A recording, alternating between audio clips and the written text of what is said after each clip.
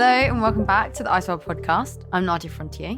This episode is all about doctors deployed by the British Antarctic Survey to places from remote research stations to the sub-Antarctic islands or even to the research ships. Being so isolated on either a research station or a ship, you can't always guarantee that help from the outside world will be able to reach you quickly. So the role of the doctor is incredibly important in keeping everyone safe and healthy in extreme environments, and to have trained medical professionals on hand in case of any ailments or injuries. Later in the episode, I'll speak to Dr Nisha Mistry from the British Antarctic Survey Medical Unit, or BASMU for short. Nisha is currently the doctor on board the polar ship, the RRS Sir David Attenborough, where she is responsible for the health of around 90 people, from crew to scientists and researchers. But first, an interview from 2022 with Becky Boys, the station doctor at Rothera, when I was living and working there. Becky's love for nature was a big factor in her taking on the role at Rothera, and you can really hear it when she speaks about living here. So, what inspired you to come down to Antarctica? Oh, tough question. It's a good starting one. Just mostly the place, really. I think part of it was also the wildlife more than anything, actually, and the challenge of the job, probably the two things together. My parents are natural history illustrators, so they've always kind of brought us up with this love of nature and the world around us. And I don't think there's a better place you can experience that here in Antarctica. We're pretty much living in amongst it all. How did your journey start? I was meant to be just the doctor for here, but unfortunately we had one of our doctors had to pull out at the last minute. So rather than there being three of us deployed to the different stations in the ship, we suddenly found ourselves with two of us. So we had to kind of try and cover bases a bit differently than we normally would, which was great for me. It meant I could cover South Georgia for the summer there and then come and spend the year here. I'd so love to go back there. It's a pretty special place. It's a bit hard to describe. I think the best description I heard was it's like someone's chopped the top of the Alps off and dumped those mountains in the sea and then just filled it with as much wildlife as possible. You're there amongst it all every day, and you'd get up, walk out the building, and there'd be some penguins walking up the street as you're going to work, which was a bit strange. And the sounds at night, what were the sounds like? Because you're literally, the buildings are amongst basically the beaches where the seals haul out and there are king penguins, right? Yeah, that's right. So you have all the penguins at night, you have the seals in particular. A lot of the fur seals are really noisy. Quite a lot of the summer it's their breeding season, so they'll be calling to each other, or the males will be fighting, and then eventually the pups happen and you have all the pups on the beaches and they'll be calling to the mums and the mums call to pups, and it can go on all night. There were definitely a couple of nights where there was a mum and her pup outside my window and they did not stop until the morning. And what is it like being a doctor in such a remote station? How do you get all your supplies down there? You have to have a lot of forward planning in order to see what you've got in your little pharmacy. We're surprisingly quite well stocked here, actually, which is really good. But I think it also adds a challenge to the role. You have to think outside the box a bit more and just be a bit more careful with what you're doing. But actually, especially at Rothera, we're very well supplied. There's a lot that we can offer here. We can't do, obviously, everything. At KP, how many people did you have on station in the summer? We had the BAS team itself was 8, but then we also have government officers and then employees of the South Georgia government. So they're there to help maintain the whaling station, to look after, there's a museum there and a shop for the tourists and a post office, because they get a lot of cruise ships coming in into the bay. And you get the tourists would normally stop by, and normally scientists would go on board for talks and things, and we'd get to interact with them. But unfortunately this year, because it was still the tail end of the COVID pandemic, that didn't quite happen as much. We could sort of see the tourists from afar. So then how did you move from South Georgia in March? Yeah, I left in March, and then I swapped over with the ship's doctor. So she became the doctor for South Georgia for winter, and I became the ship's doctor for about 4 or 5 weeks, I think it was in the end. That's the Sir David Attenborough. Yeah, the Sir David Attenborough, which was really interesting to be on their brand new spanking ship. It was quite cool. Yeah. And then we sailed up to Bird Island which is another research station for British Antarctic Survey. We helped with their cargo relief, and that Bird Island is just incredible as well. It's still part of South Georgia, but as an island, it has even more wildlife on it. If you can cram more wildlife into a tiny rock in the middle of the sea, that is Bird Island. Yeah, albatross everywhere. Yeah, it's quite unique for the wandering albatross, which was amazing to see, to go up to that ridge and see these birds, which their wingspan can get up to 3 meters long, I think. Yeah, it's got the biggest wingspan of any bird. bird. And you see pictures and you just can't comprehend how big they are until you actually get up and see them. And they are enormous. Did you get to hold any of them? Were you there long enough to work a little bit with the ornithologists when you were on Bird Island at all?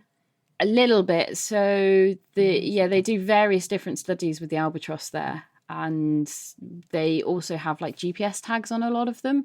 We had one when I was there that she noticed needed its GPS changed. So I got to hold it for her while she just changed the device. They also take little samples of the edge of the feathers just as part of their studies. They do a lot of different research on the albatross there. So then you arrived to Rothera. So massive transition from a small station. Wow, that was a little bit tricky to adjust. Yeah, what was it like? What were your first impressions of Rothera? Busy. There was a lot of big vehicles. I'd been warned that it's a bit like a quarry in summer, but when I got here, there'd been a lot of fresh snow just before I got here, so it did feel like Antarctica. But just seeing those icebergs, I was like, this is really amazing that I'm here. But then very soon we were then into the winter after you arrived, and now we're down to a team of 23 people. Yeah, and you're the sole person responsible for us. Yep. And you're the only person in your profession here as well. Yeah. So how is that? How do you find that? Definitely has its challenges and has its moments. I know particularly when the ship was sailing away, it was quite a daunting thought to think that, because I'd only been here 2 weeks as well, hadn't really settled in with 2 weeks of people that I'd met briefly, and then the ship was sailing away and suddenly I was kind of going to be responsible for them. It's a little bit terrifying. But you smashed it. I'm very lucky in that we have really good backup back home with BASMU. So we have consultants there who are on call 24/7. So if there is a problem, we can call back home. And you also get the chance to, in a medical sense, also engage with the diving team. So you get to do some chamber training as well. That's another aspect. And then you interact with Derriford Hospital also in Plymouth. So they're the diving specialists. So, yes. So what's that like? Have you worked with divers before in a medical capacity? No. So it's been really interesting to see that side of it and learn a lot more about dive medicine. We did a course before we came at the DDRC in Plymouth, the sort of dive centre, and that was really, really interesting to meet the dive doctors there and just have chats with them and also learn from their experiences. And it's great that we've got that back up here and we can provide that service to our divers here as well. And the chamber training is really interesting, and it's nice to add another different element to the job. As I said before, the job is so varied. There's so many different bits to it. It's quite good fun. What's the greatest challenge, do you think, that you have encountered here? Probably the fact that you're living with your patients. It adds a very interesting dynamic to the job. It's not something doctors are used to. At home, if you have a bad day in A&E, you can go home.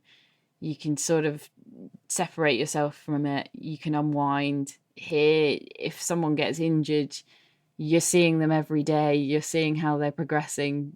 They want to know that they're getting better, and a lot of that just needs time, but you're seeing it 24/7, and being reminded of it 24/7 is a really weird one to deal with. Always at work.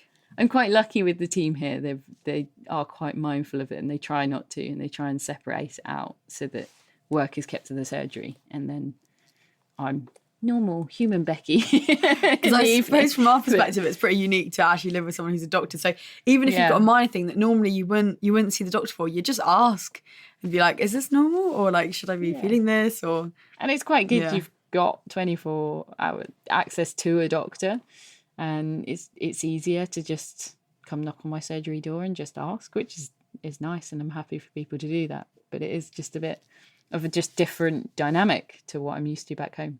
So you're a doctor, obviously, Yeah. first and foremost. But what other activities do you like to engage in? I'm quite outdoorsy. And so trying to get out, trying to relearn how to ski. I've only skied like 2 weeks in my life before coming here. So that's been interesting to try and remember how to do it. So that's been good. And I think I really fell in love with wildlife photography at South Georgia. So that's been really good, just trying to do some of that here. Yeah. There's a lot less wildlife here, and it's definitely harder to do because they're a bit further away. And talking about outdoorsy, what did you do on your winter trip? So that's the week that you get with a field guide and you get the opportunity to go outside and experience Antarctica. What did you do? I was so lucky with my trip because we had absolutely stunning weather.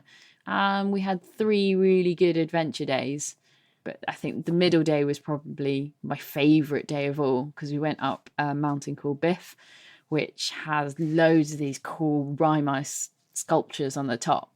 But what was also cool is that you skidoo the first half to this plateau and then you walk from there. But when we got there, it was almost like sunrise. And then it sort of, as the day went on and we went up to the top and then back down, it sort of went from sunrise and blended into sunset.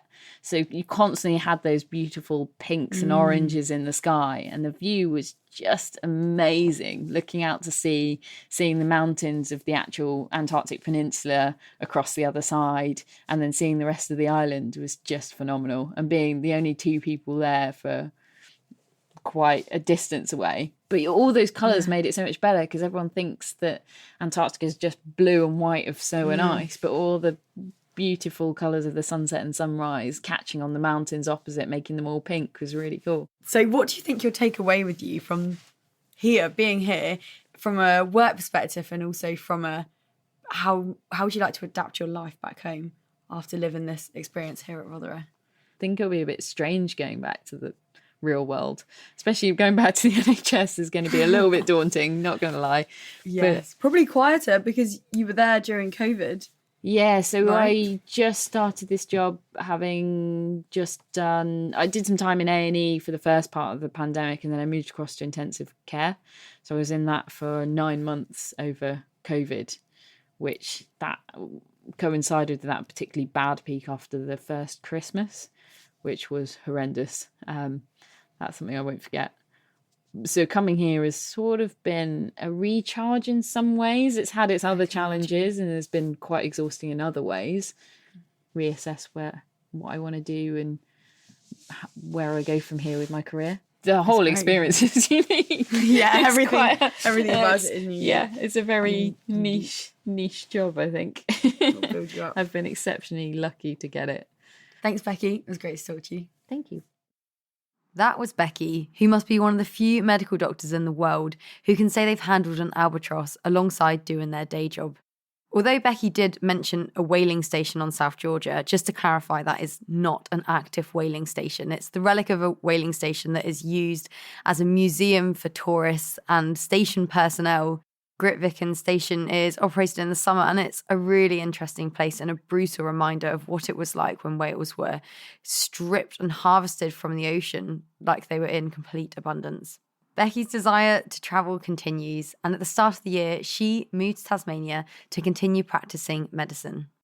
Next is a much more recent interview from February of this year, where I spoke to Dr Nisha Mistry on board the British Antarctic Survey research vessel, the Sir David Attenborough. She is still there now in the Southern Ocean and will be working as the ship's doctor until it returns to the UK in July. It's a really impressive length of time for a doctor, as we will hear in the interview. Hi, Nadia. I'm on the ship at the moment, more commonly known as Boaty McBoatface to lots of the UK public. We are near South Georgia, so we're doing a science cruise, they call it at the moment. So we've got lots of scientists on board, and they're doing lots of sampling of seawater around different parts of South Georgia, but we're still in the sea at the moment. Yeah. So what's it like on board? How is it to be part of a science cruise? Have you done something like that before? No, I've not done something like it before. It's really cool. I think initially I was wondering how I would find it, because the first few months I've just found absolutely insane. I'm just having the best time. We've gone to like so many different bases and places, And every day I think, wow, that's what a day. And normally it kind of requires like going on the land and helping with cargo, or just even being able to walk around lots of different bases. So I wasn't sure what I would feel like after 7 weeks being at sea. But it's been great so far. It's been 3 weeks, and it's going really well. The ship's full of scientists, so it's nice to see like all of the 14 labs are being used, and there's just so much going on. And you can go down to the labs at any time, and the scientists are so happy to teach you stuff. Like, I've been going down in the evenings, like 10 o'clock at night, and you'd be surprised that they'll happily teach you about what they're doing for an hour or so. And then they've been collecting samples from like different depths of the seabed, so you can see all sorts of very peculiar looking creatures. So it's really fascinating. We saw some big crabs yesterday. Lots of the things just look like weird aliens, like kind of like jelly-like centipede sort of things with big antennae, and things that they're called sea angels is their common name. So they're a type of mollusk, but they just look so weird. It's awesome. And they almost like fly through the water, so they live in the water column. Yeah. Pteropods.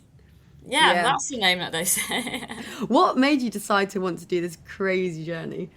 Even before I went into medicine, I've always wanted to. The reason I went into medicine was to work in remote places and basically just use my job to explore lots of interesting parts of the world that you might not be able to as a tourist. And so I've worked in like quite a few remote and tropical places before, and I was just working in South Africa on a game reserve before this job, and then I got back to the UK and I looked at a map and thought, where would I like to work next? And then I thought Antarctica, so I applied. It's quite a spontaneous application. I love that. It's not because some people come on here and they say it's been on their radar since like 10 years or something, but no, doing like expedition medicine, tropical medicine, that's always been what I've wanted to do. I just didn't know it would come out in this format. So yeah, I was sat in my GP surgery at lunchtime looking at a map, and then it just light bulb moment, I guess. Love that. So when did you exactly join the ship? On the 10th of October 2024. Okay. Wow. And you haven't actually come back to the UK at all since then. So you've had Christmas, you've had New Year, and when will you come back? I will come back mid-July. That's a huge stint. Is that not normally quite unusual? 7 months is the normal stint, but this year there's an extended season because they're trying to finish off building work at Rothera. So we went into Rothera earlier than normal, and we will be leaving Rothera later than normal, like end of June. So that's pretty close to midwinter, really. So that's quite exciting for the ship, or well, I'm excited about being there so late. So yeah, it's an extra long one, but wow, Nisha, that's 9 months. That's almost a year. That's a long. I mean, mariners' contracts are 3 months and they get rotated out. So you're hardcore. I like that. You've done remote wilderness medical doctoring in other countries, and other continents. How does the Antarctic experience compare? It's definitely my favourite job. How does it compare? Well, I think the biggest thing is it's just ridiculously well equipped on the ship. I mean, it's got to be, but you've got loads of medicines that are all in date, which is not normal for like lots of the places I've worked. You've got a really good amount of facilities as well. I think a bigger difference is normally I wouldn't be the sole medical person in a place, but I think like some places I've worked I might have been the most senior person, so you're kind of used to working independently anyway. However, when on the ship I actually do feel very supported because we've got the BASMU office like a phone call away, so if there's anything urgent or I need help straight away, I know I can count on them to respond straight away, day or night. So that's a nice feeling. I mean, it's weird being on call like 24/7, and you've got to keep your phone with you all the time. And sometimes people will call at 10 p.m. and you think, oh, something bad's happened. And they're just asking you if you want a hot chocolate. And you're like, oh, okay. That notion of being on call 24/7, you don't realise the toll it's taken and the responsibility, and then you come away from it and it's like release. Or even, I remember coming back to Punta Arenas and like not having a radio anymore, and it was, I didn't have to tag out anywhere. I guess you're not really tagging out anywhere on the ship, but we had to tag every time we wanted to go to a different building, which you probably saw at the stations. Yeah. But did you have to do any specialist training in addition to already your expertise as a medical doctor to be able to be a ship-based doctor? So we had 6 months of training before we got deployed. And I mean, they were an incredible 6 months. I was having so much fun before I even got deployed. It was insane. So we did loads of cool training, ship-specific stuff, sea survival skills. That was awesome. I think one of my favourite ones that I did was a firefighting course. That was insane. I absolutely loved that. Like, I think that was a couple of days course. They teach you all about fire safety, and then you spend a couple of days like all kitted out with the breathing apparatus on. They put you into like shipping containers that they've simulated like a home environment in, and it's pitch black, it's smoky. You've got to find the casualties, get them out, put the fire out. I thought it would be like a tiny little fire. The room is ablaze. It was And really the hoses are heavy, aren't they? Like there's so much water pressure coming through those tubes, and you almost get like a kind of backlash once you open. I felt the very fire. lucky that I could experience those sorts of courses. Did you have a bit of an idea of what it would be like to be a ship-based doctor? Did you talk to either Liam, your predecessor, or past doctors like Rachel Varnon? Not before I applied, no. So when I applied for the job, on the application form you can tick which bases you want or if you want the ship. I just ticked everything. I was excited about all options. And then once I was in the interview process, they asked if I knew anyone who had done it before, and I hadn't. So then they put me in contact with some of the previous doctors, and they said it was like the best thing they've ever done, and it was just like incredible, and made me very, very excited. What does your average day look like on the ship at the moment? Get up around 7. We have breakfast. It's very nice right now because there's lots of fresh fruit because we've been to Chile a couple of weeks ago. So have a nice breakfast, start at 8, and then I'll have like an open like walking clinic. So I normally see like 3 or 4 patients a day, and then do some hospital checks. So it's a hospital, it's a small hospital, but it still requires like, checking all the equipment, checking the fridge temperatures, making sure the like defibrillators work, and so do some daily stock like equipment checks. And right now I am sitting in a drug cupboard for most of my day. This week I'm doing the stock take, so making sure we've got a good inventory of all the drugs we've got, all of their expiry dates, and then ordering stuff for the 2025-26 season. Is the SDA surgery equipped in a similar way to surgeries that you've worked in back in the UK? Well, yeah, if I compare it to a GP surgery, it's got a whole lot more stuff because it's trying to be a hybrid between being a GP surgery, emergency room, and a hospital ward. So it's got a lot of stuff, and it's really well equipped. When did you go to medical school, and have you worked in the UK much as a practitioner, in addition to tropical medicine? I've worked quite a lot in the UK. So I went to med school in 2011 to 2016. Then once you get your medical degree, you do 2 training years, like it's called foundation training, where to get your full registration. So you work around like various different specialties to give you a good experience of everything in the UK. I did that, and then normally that's when people specialise and decide what they want to become a consultant in. But I took a few years out of training, and I did a diploma in tropical medicine, which was awesome. It was very inspiring. I worked in Sierra Leone for a couple of months, did my specialty training in general practice, and then I went to South Africa for 6 months, and that was an awesome job. And then I've worked in India for some time, like helping to set up a hospital, and yeah, just done some projects like in other countries as well, but smaller stuff. Wow. So how was it when you come back to the UK and resume Yeah. your GP work? Does that feel like, I guess it's a lot less adventurous?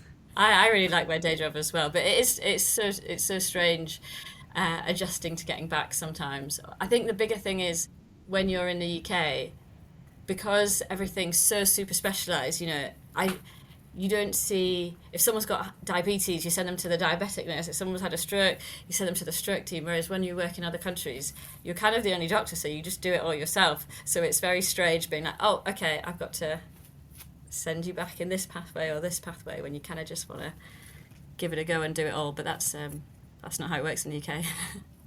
Interesting. And I guess also having that experience like prepares you really well to then take on the responsibility of 90 people on a ship. So it's impressive. What happens then if somebody becomes seriously ill at sea? How far from the land can the SDA get? Yeah, it's a good question. So if someone gets seriously unwell, you spend a lot of time when you are seeing someone kind of practicing more conservatively than I would in the UK to start with, to kind of prevent anything getting so bad. So, if someone has a minor symptom in the UK, you might say, give it a week, let's see what happens. You probably check on them more frequently here. You're just more aware of what could go wrong and making sure you've thought about those things and ruling out those certain conditions that could be fatal. And then if something does continue to go wrong, we'd get support from BASMU and BAS, and then they will help coordinate getting someone medically evacuated off the ship. But that could be days or it could be weeks, depending on where we are. It's something to think about for sure when you are managing someone. And we also have to go through very rigorous medical checks before anyone really is sent down to stations or sent down to the ship. Well, what happens if you get ill? Who looks after you? I really don't want to get unwell. I'm like doing everything. Like, I think even for me, I think if my worry is dental stuff, because I've got like a lot of fillings and I've got root canals, and I'm like, I think if there's anything that will send me home, it's dental. So I'm flossing, I'm using interdental brushes, I'm just doing everything I can to stay healthy.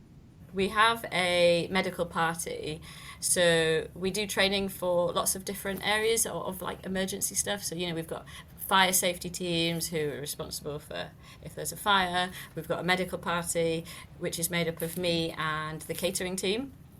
And so once a week we have what's called doc school, where I teach them how to become a doctor. It's good fun. And we teach a lot of skills to do with like how to manage people in emergencies, how to assess patients, how to continue to monitor them. And I think it's good fun, but I think it's really good learning because it's a lot of the practical stuff that I would need help with. Or in a lot of the scenarios, it's, okay, I'm not here, what would you guys do in this scenario? Because it's every week we can get some good momentum and get some good teaching going. So it would be down to the medical party. And do you ever get seasick? No, I don't. That's been a pleasant surprise to learn. Before I came, lots of people asked how my sea legs were, and I really didn't know because I've not really been on a ship before. But it's all good. I think the thought of if you're seasick, and then if I was to get seasick, obviously the reassuring thing is like, oh, I'll be on land in a couple of hours, it'll be okay. But if you get seasick, you'll be like, oh, I'm on this ship for 9 months. But it tends to settle for lots of people after a couple of days, and I've just been very lucky. I've not had it at all. I definitely thought that on the ship this long, or like I thought the highlight of being on the ship would be getting to all the bases, and the bases are awesome. But also just being on the ship is like insane in itself, and like all of the ice, and yeah, it's crazy. How do you stay in touch with your family? Do you miss them whilst you're away for such a long period of time, and friends back home? Yeah, I do miss them, and especially because they can't come or see you, or it does make it harder. But we've got insanely good internet, so it's really nice that you can video call people, and the qualities of it's really good. So that massively helps. And what's the food like on the SDA? People rave about how great it is. Are you in agreement? Yeah, the food is great. Yeah, the food is amazing. You can't really believe how good quality food you're eating when you're in Antarctica, but it is really good, and it's so nice just having someone cook all your meals for you. I thought I would like really miss cooking, but it's just the novelty of having someone do all your meals for you is just still so nice. Especially when we get to port, we've got lots of fresh fruit on at the moment, so that is really nice. We don't really, like the other bases, they can go quite a long times without having fresh fruit and veg. I don't really feel like we have that struggle so much on the ship, so that's nice. Can you remember what it was like when you first arrived to Antarctica in November? What was it like seeing the continent? Is it kind of how you imagined it to be? I didn't know what to expect, to be honest. It was genuinely mind-blowing. Like that month of being in Antarctica and going to like Bird Island, South Georgia, Cygni, Rothera, King George Island. It was really mind-blowing. Like there's just so much beautiful wildlife. Even being on the ship coming south, when you're seeing your first iceberg, like it's really incredible. And then the passage down to get from between like Falklands to Rothera, there's a narrow passage called the Lemaire Channel, which is absolutely like, it's just insane. Like it's so beautiful, it makes you feel like you want to cry. I can't describe how stunning it is. So like going through places like that, and then you're seeing the like sun was setting, you're seeing whales, you're seeing penguins swimming along. It really felt very magical that first time. I mean, it still does feel magical. And then you get to all the bases, and they're just insane as well. Like when we went to Bird Island, I couldn't believe it, because there's just like, it's so wild. There's just animals eating animals, and just so much chaos, and yeah, I loved it. And have you had to break through any ice during your journey yet? Oh, what's Yeah. that like? Loud? Yeah, I mean, again, that's been like my favourite bit, which, when I was saying, like, you think you come here because you're going to go to the bases and that's the cool bit, but ice breaking is like the best thing ever. I mean, for me it is. Like, I'm sure, I think the bridge love it as well, but you're just hearing all this like crunching and like roaring of the ice breaking underneath you. And then if you go like lower down in the ship, or you go right to the front of the ship, you can just see it like split in two and roar and crack and the ship move, and it's really mesmerizing. I can be outside for hours when we're doing that. It's yeah, there's no like noise like it. Have you got any other favourite moments? So many. One day was like the best day ever, I say every day was the best day ever when I think back to like going back to all those different bases. But there was one day when I went to Bird Island where the station leader said, "Nisha, can you do us a favour? Can you go up to Fairy Point? It's a few hours like walk away, and check the medical kit in the hut that's up there, and you'll have to go past lots of breeding albatross and thousands of penguins." And I was like, absolutely, this sounds like the best day. So then me and another scientist and a couple of other people went up, and yeah, you just see just hundreds of like albatross chicks. There was 50,000 penguins that we saw like in a big amphitheater of like all the seals that you're going past on the way. Then we saw like a penguin colony with all their penguin chicks, like the Gentoo chicks, and checked the medical box, very taxing job of course, and then came back down, and then we saw a pod of orcas when I got back on the ship. That was a good day. Just another day in the office, really. Well, I wish you the best. I'm speaking to you now in February, and you've still got 5 months. 5-6 months on the ship. So I hope it continues to go as well, and that you've got so many great experiences and magical encounters, and it'll be really cool seeing the changes into winter and losing daylight as well, because I imagine you've still got almost 24 hours daylight at the moment. Yeah, we're a bit north to be having 24 hours of daylight at the moment, but when we were further south on the English coast or at Rothera, we had that, and it was insane. I loved it. Well, it's so lovely to speak to you, Nisha, and thank you so much for your time. Thanks, Nadia. It was really great speaking to you as well. There are many roles available in the jobs section of the British Antarctic Survey website. You don't have to be a medical or scientific doctor to work at the bottom of the world or on ships. There are engineering, administrative, catering and other roles available too. So do take a look if you're thinking of a new challenge. And as ever, if you enjoyed the ICEWORLD podcast, please tell people and think about writing a nice review. It really helps us spread the word. Tune in to our next and final episode of season 4 of the ICEWORLD podcast, where we'll hear about a road trip around Antarctica.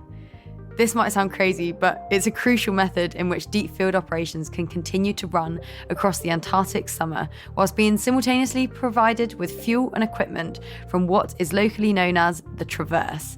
But what is it really like to live on the Traverse, on board this moving train on skis for months on end? I'm Nadia Frontier, and thank you for listening.